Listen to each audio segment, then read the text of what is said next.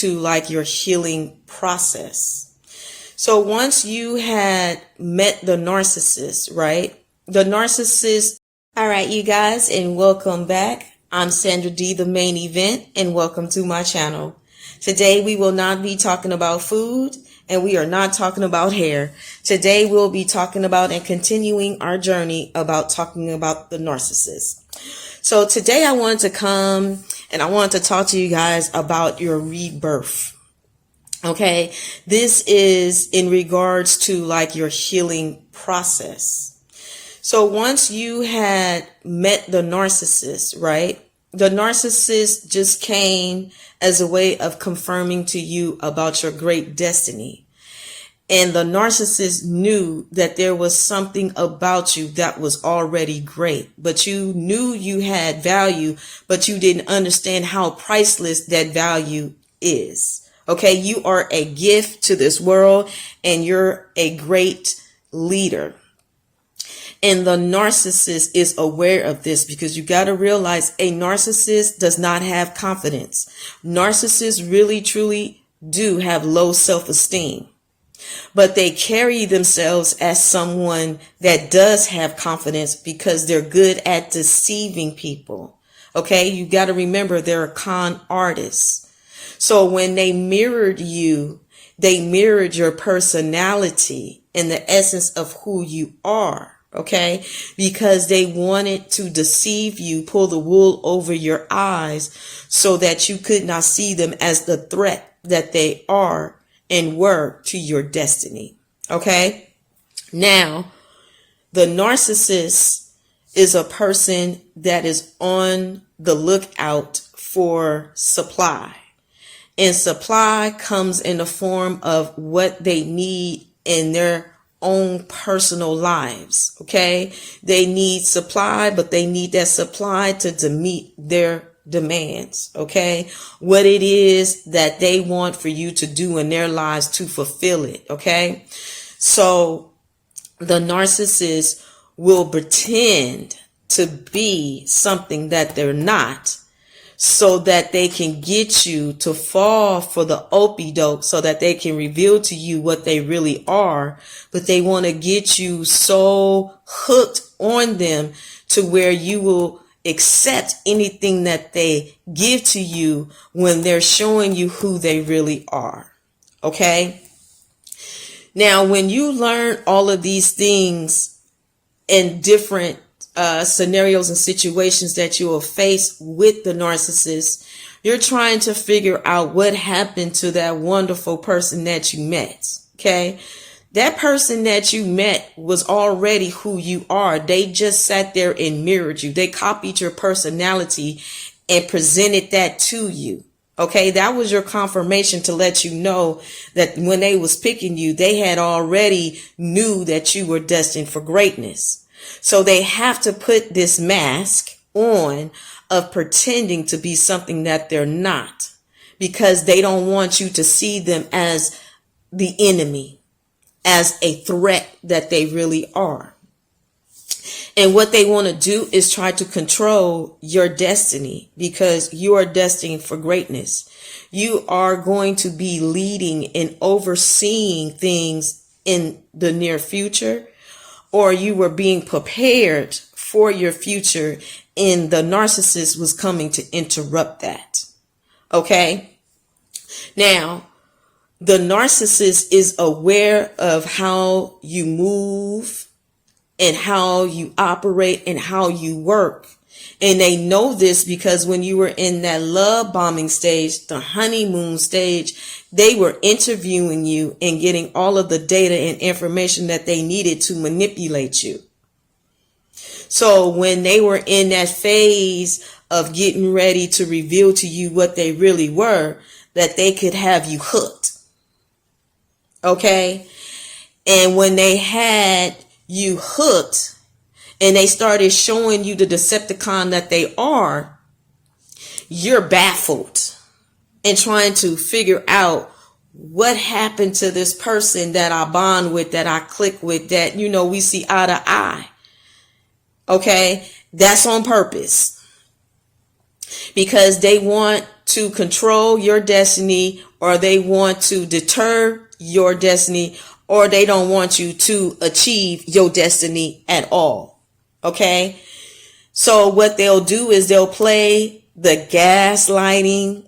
They will start to devour you to make you feel like you can't make good decisions. Okay?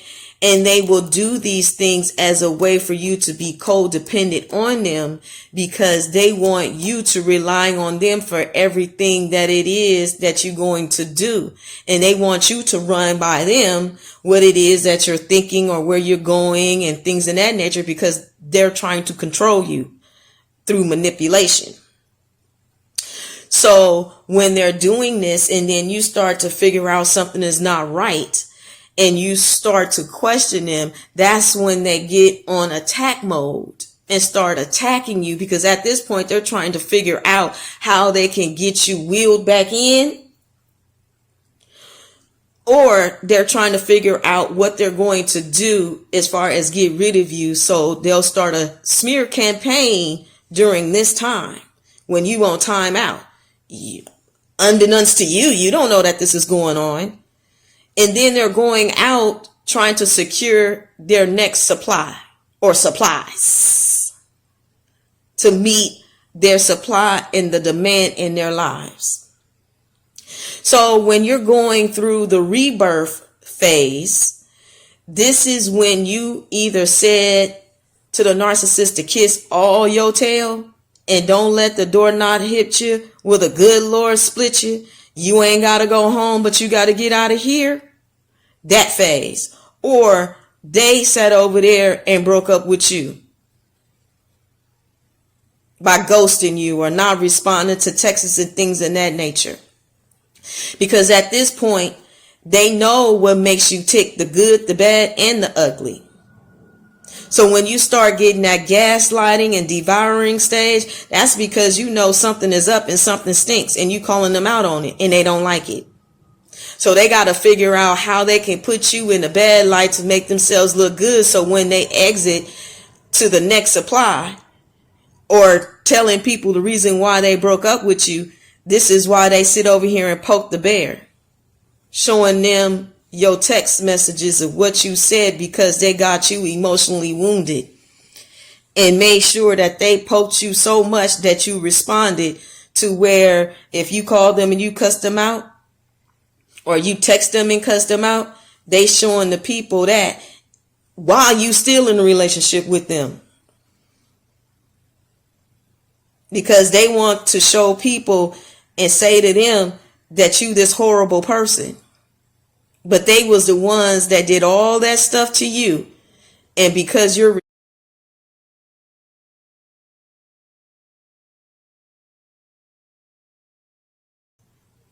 okay, this is how they're able to manipulate the situation with the smear campaign, because they set it up that way. You just didn't know it until you find out later on 53rd Street. So when you're distraught, you're hurt because you realize, hey, I've been victimized. This person lied to me. And then you start to put A, B, and C together. And you realize when you come out of being brainwashed, as they put you to sleep in that love bombing stage, they was brainwashing you through the whole scenario and situation. You just didn't recognize and realize it. You don't realize it until you start waking up out of that trance state. And when you realize you've been duped, that's when it just hits you like a ton of bricks.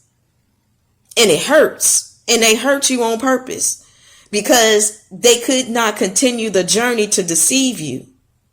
So now they trying to mess up your destiny by having you focusing on everything that transpired and happened, and trying to get you to take responsibility for why the relationship didn't last in the first place. But they knew it wasn't going to last in the second place. And in the third place, they was trying to stop your destiny.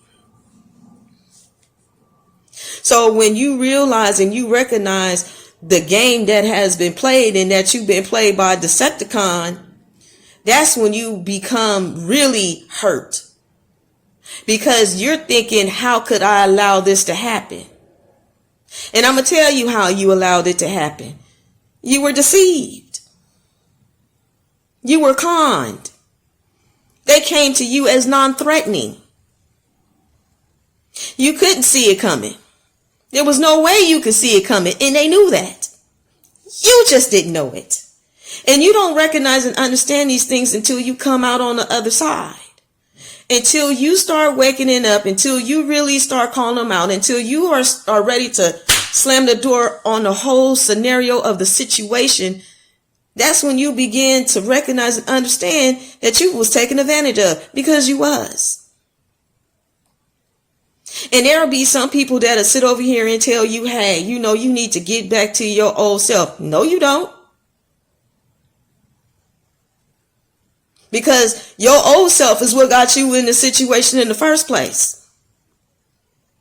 So when you're going through your healing process, I like to call it the rebirth, because you're coming out better. Because you got the playbook of the narcissist, and then you got the playbook of your own life. And you learned the offense and the defense. And when you start putting everything together, you will understand how you can protect yourself better. But when you're protecting yourself, you're not being rude and obnoxious or anything in that nature. And no, you ain't got to spill the tea and say, oh, I can't give you that information. I've been hurt before. No. You're just going to have better answers for when somebody is approaching you, because you got to make sure you weeding out the bad apples. Now, how you going to do that? That is totally up to you. I cannot advise you on how you're going to do that. But what I can tell you is don't spill the tea. Because you don't know these people. Just because they're friendly, don't make them your friend. Just like when your parents told you when you was a child, don't take candy from a stranger. Okay, this is still a stranger. And don't take their bait of candy. Take your time in getting to know these people. Because they can only act a certain way for so long. So when you are going through your rebirth stage, you're really not just learning about what the narcissist did to you, but you're going to learn how to better preserve yourself. You're going to learn how to guard and protect your heart, your mind, your soul. Because you needed to understand these things. It doesn't make you a bad person. You just need to be aware that there's evil. And you need to understand that it is on different levels and it's different types. And it's still abuse. Because what they did was they abused you. They took your kindness for weakness. And they took advantage of it and exploited it. This does not mean that you're still not going to be loving and kind and things of that nature. No. You're just going to understand who is worthy of it and who is not. And you're not going to be sitting over here believing the hype of anything that somebody says to you. Because you're going to be fact checking. And you're going to understand it, your intuition better, those red flags better. If you're a believer, what the Holy Spirit and God is speaking to you about. And you're going to know, oh no, this ain't right. This ain't for me. And you're going to exit stage left. So your rebirth is just like a butterfly effect. You came in as the caterpillar. Then once you go through that stage with that narcissist, you're going to be in a cocoon. That's what I like to call it. A cocoon.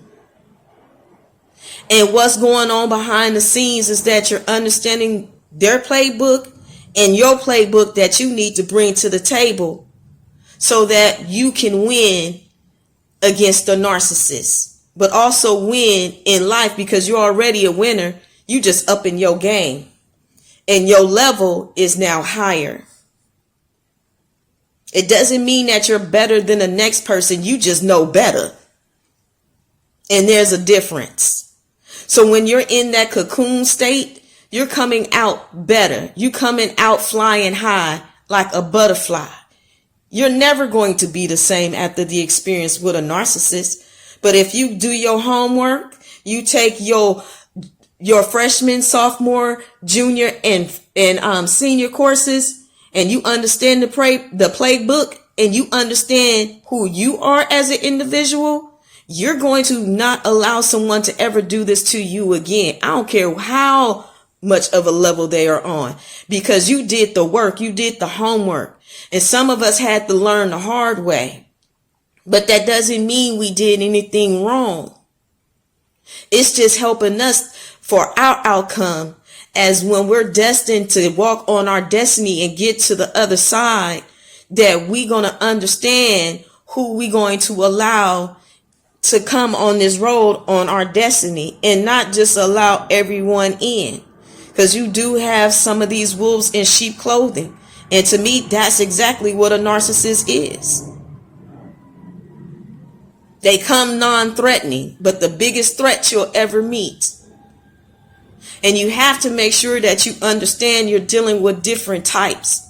Some of us that dealt with a narcissist, that was baby steps. Some of us got the whole full big old course, and we was like, whoa. Because it ain't just one type of narcissist, and not all narcissists are the same. But birds of a feather do flock together, and you need to understand this. So I cannot tell you and emphasize this enough. Please make sure that you learn everything that you need to know. And whether or not it is your situation or not, learn it anyway. Because your rebirth of you coming out better on the other side is going to help you, equip you for your destiny. And can't nobody stop what's coming forward, because you already know the playbook. You got that offense and that defense. Take your time in your healing process, because it's not going to happen overnight anyway. Let's just be real and keep it a buck and keep it 100. Because when you got into that situation, it took time for them to get their hooks in you. And it's going to take time for you to detach all those hooks. It does not happen overnight. It takes time. And do not rush your process, even though you feel like you are in a hurry. Because if you rush it, then you're going to miss the whole purpose and the point of it, and it can be a repeat. And then you going around that mountain again. Or you sat over here and learned what you needed to learn, healed from what you needed to heal from. So when any type of narcissist come your way, you can already slam the door on it immediately. Because you got to remember, this is their game. They know how to play it well. You're learning what happened to you and how it happened, and what you need to do to protect yourself from this happening again. Because narcissists do come back, and it could be the one that you dealt with, or it could be another one. But it doesn't matter which one it is, because you're equipped if you do the homework. And you got to do the homework. If not, you will lose. So remember, your rebirth here that is happening, you're not going to be the same that you used to be. You're going to be better. Your game is going to be smooth. Your swag is going to be on point. And it's not because you're better than somebody else. It's because you know better. So remember, take time. I know it hurts. I know it don't feel good. I know you want to rush the process. I get it. I understand it. But please don't rush it. And even if you know something, do not go and sit over here and try to throw that in the narcissist's face, because then you're giving away your secret weapons. Where they do that at?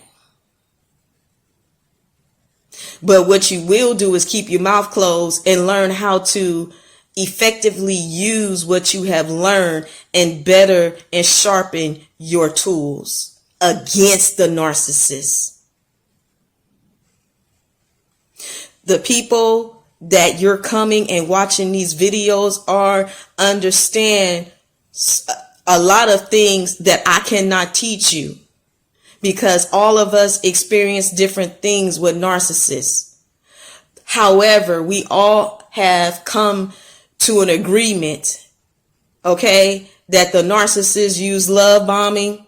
I like to call it the interview. They devour you with the smear campaigns and giving you reasonable doubt by gaslighting you, and they discard you by breaking up with you or you breaking up with them. We all can tell you that they do hoover. Now, that hoover is something else, and that hoover comes when you go no contact, because they trying to do everything that they can to get you to snap and be in your emotions so that they can secure you in that trauma bond and brain fog to keep them on your mind, to keep you emotionally wounded. But the devil is a lie. You're going to come out. Because even during a hoover and them doing that, you become hard. Not hard to where, you're being harsh. No, it has no effect on you whatsoever because you over it. And the narcissist will know the difference. I will tell you this, that when you guys go no contact, get you some cameras in your house and ask the people how the stuff work, and ask them, can you tell me, or if you know, how will I know if somebody hacked my stuff? Because narcissists are professional stalkers. They will have people watch you, and they will watch you too. And to the young lady who said that she believes that her bathroom has been rigged, it is. Trust your gut. If you got this uneasy feeling that something ain't right, trust your gut. And go find out what you can find that can show you, that give you confirmation about what you're feeling.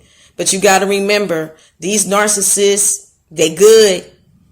You never know. They may have changed something in your house, gave you a gift, and they spying. Your smoke detector could have a camera in it. They got any and everything that could be watching you, your every move. Don't forget about them flying monkeys, because they giving that narcissist detail, because they are stalking you. That's what hoovers are. It's a way of stalking you and for them to pop up, because they want you emotional. They want you to respond. But you got to be like Michael Jackson and keep it in the closet. And if you feel like you need to go to the authorities, make sure you got all your ducks in a row. You do not protect a narcissist, because the narcissist is not trying to protect you. They're trying to expose you any way and every way that they can. That is not your friend. That is the enemy. And you need to see him as such. And I'm going to say this again and again. You don't owe the narcissist anything, but they owe you everything. And no, you do not have to go back to collect unless you fighting for something that was already yours that they trying to take. And then at that point, you go toe to toe. But you got to learn the way how to do it without stooping down to their level. Because you got to remember, that's their game. What you're learning is how to level up. And you're learning how to change the game, so that they can understand they can't play with you.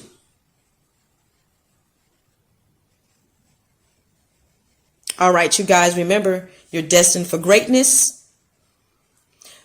Your rebirth, you're coming out better than your farmer.